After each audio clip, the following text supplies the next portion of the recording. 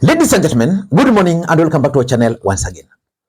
And it is my hope and prayer that the video is going to find you guys in good health. Personally, I am fine, as you can see. Kisumu is fantastic, and maybe you could also let me know where you are watching the video from.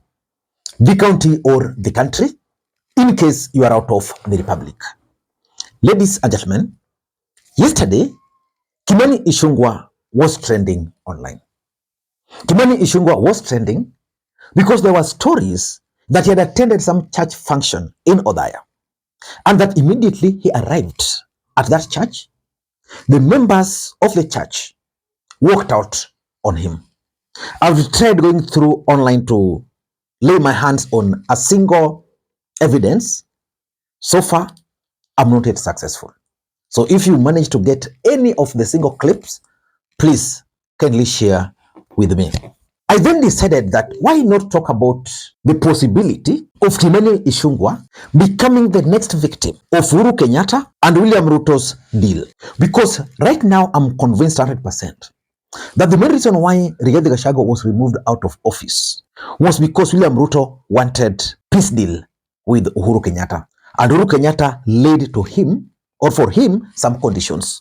And one of the conditions, in my view, was that of removing Rigathi Gachagua. So Ruto had to remove Rigathi Gachagua for him to meet with Uhuru Kenyatta. I'm also looking at Kimani Ichung'wah as the next victim of that deal. In this video, I want us to do a critical analysis why I strongly believe that Kimani Ichung'wah is likely to become the next victim of the handshake deal between William Ruto and Uhuru Kenyatta. But before we do that, for those who are watching this channel for the first time, please take a second or two, click that subscribe button so that next time we produce a video like this, YouTube will automatically notify you. And to the subscribers, I want to continue thanking you guys for your continued support. Because without that support, this channel cannot be where it is. Ladies and gentlemen, without any further ado, allow me to dive in. For those who follow the politics of this country very closely, last week, William Ruto visited Uhuru Kenyatta in Gatundu. William Ruto was never accompanied by any leader from the mountain. So far, we've not seen anything to suggest that this particular leader from the mountain accompanied the president to Gatundu.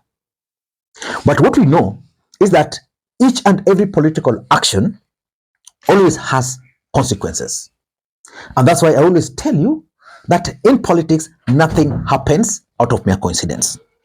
In my view, if you were to ask me, the possible victims of that handshake deal, in my view, already we know Rigathi Gachagua is already a victim.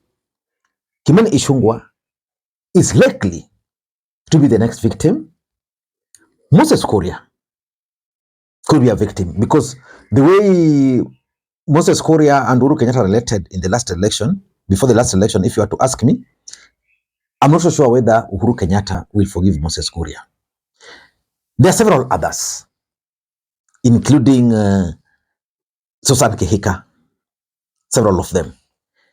But there also could be some beneficiaries of that deal. Ndindi Nyoro. And I want to assume that William Ruto deliberately shielded Ndindi Nyoro from Rigathi Gachagua's impeachment and also the attacks on Uhuru Kenyatta. Because when Uhuru Kenyatta's farm was raided, 3 names emerged. That of Kimani Ichung'wah, Rigathi Gachagua, and Moses Kuria. Ndindi Nyoro was never there. So I want to assume that the biggest beneficiary is then going to be Ndindi Nyoro. But let us not get into that for now. Let us focus on why I strongly believe that that handshake between Uhuru and Ruto is going to have Kimani Ichung'wah as one of the casualties. Before we do that, for those who are watching this channel for the first time again, allow me to also take this opportunity to introduce you guys to LemFi. LemFi is a mobile money app for users in the UK, Canada, and the United States of America to send money back to Kenya. They offer the best exchange rate and the money will be delivered instantly into your Mpesa account, Airtel Money account, and of course, if you want, directly into your bank account. You can use the link in the pinned comment to download the app. Ladies and gentlemen, without any further ado, allow me to dive in. Why do I strongly believe that Kimani Ichung'wah is going to be William Ruto's next victim? First of all, Kimani Ichung'wah was interviewed by Ken Mijungu on KTN last week. Just listen to him on this part. But I'd like to take you to an area that Kenyans have been speaking about the whole of this week. The meeting between President William Ruto and his former boss, Uhuru Kenyatta. What is going on? Why were you first aware that that meeting was going to happen? Yes, I was. Why didn't it happen at State House? Why did it happen in Ishaweri, Uhuru's home? Because the former president invited the president to his house. Oh, it's him who invited the president to his house. And the president, if I invite the president to my home, he'll tell me where he can Kuja State House.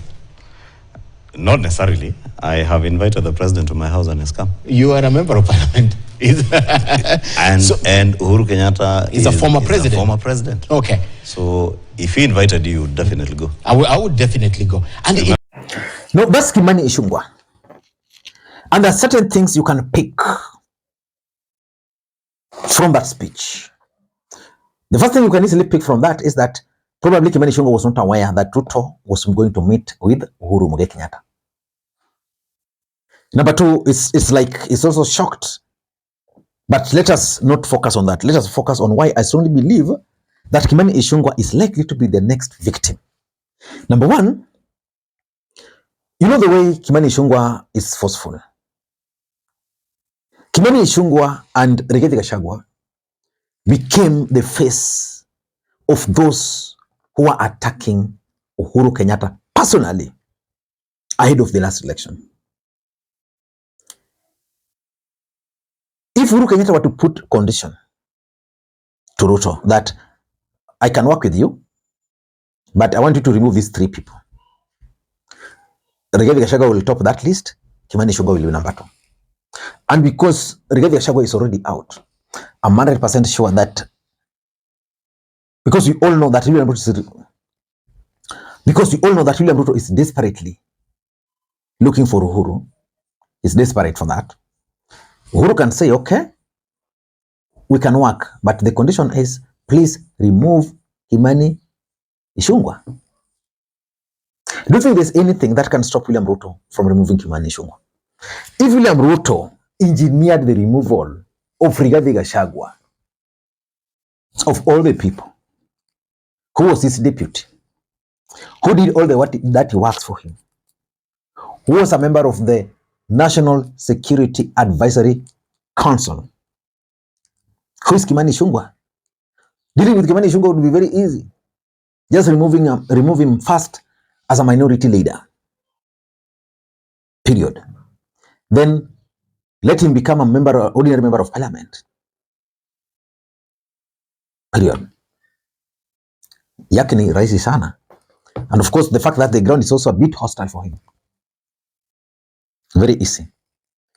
Number 2, and I think this is the main reason why Uhuru even engineered the removal of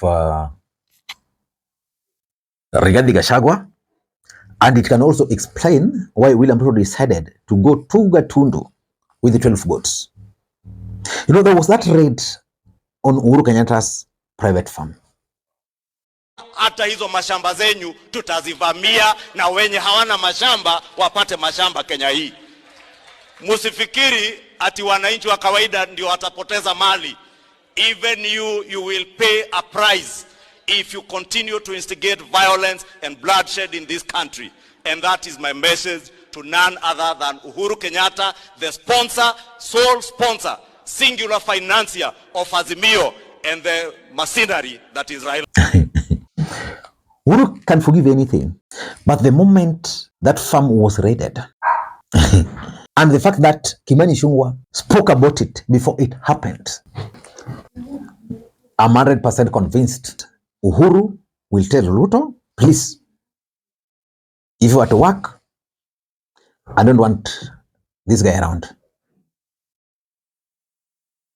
Number 3, I've always told you that politics has only two constants. The first constant in politics is interest. The next one is betrayal.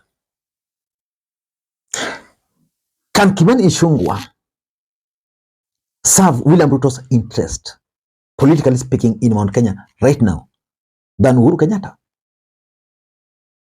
I doubt. And because of that, Kimani Ichung'wah should be prepared to be betrayed. The truth is, politics is a game of numbers, sometimes perceived or real. Perceptionally, as we speak, Uhuru Kenyatta is the kingpin of the mountain. So which means he's the king of numbers in Mount Kenya. Kimani Ichung'wah currently cannot even move freely in Mount Kenya. Because the ground is hostile, they've become a liability to William Ruto. And because of that, they'll be sent out. Number 4, I think it's about the collapse of UDA party in Mount Kenya. The truth of the matter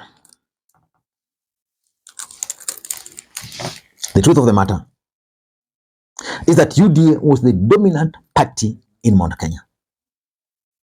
They won almost all seats from MCS to governors. If elections were to be held today in Mount Kenya, UDA party would be lucky to win even 2 seats. They can win 1, but they'll be even lucky to win 2. Which means UDA can no longer serve William Ruto's interest in Mount Kenya. And it can be attributed to several factors, including Rigathi Gachagwa's impeachment. So which means a new political party, or another political party for that matter, is required for William Ruto's politics in the mountain. And I'm looking at Jubilee. So William Ruto would rather spend his time, resources, strategically to empower Jubilee party in the mountain, rather than focus on UDA. And Kimani Ichung'wah is only relevant as far as UDA party is concerned. And of course, lastly, we all know that William Ruto is desperate for support. And because he's desperate for support, he can give in to any demands. So if we will tell him, I don't want Kimani Ichung'wah, that will be the end of story. Ladies and gentlemen, until next time, this is Lee Makwiny. Bye-bye.